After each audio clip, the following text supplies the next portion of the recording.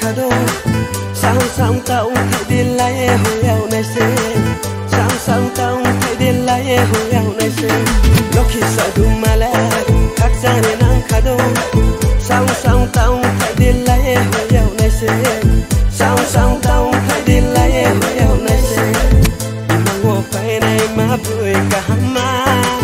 một thằng hồ nụ câu năng thì anh ấy cứ từ nó một thằng hồ nụ câu năng thì anh ấy cứ từ nó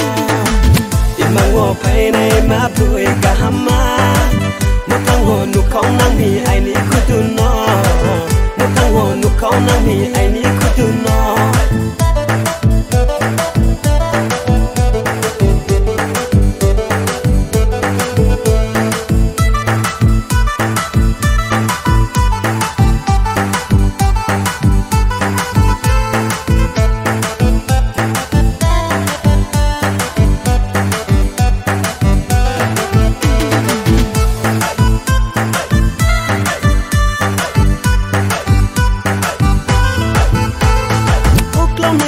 thấu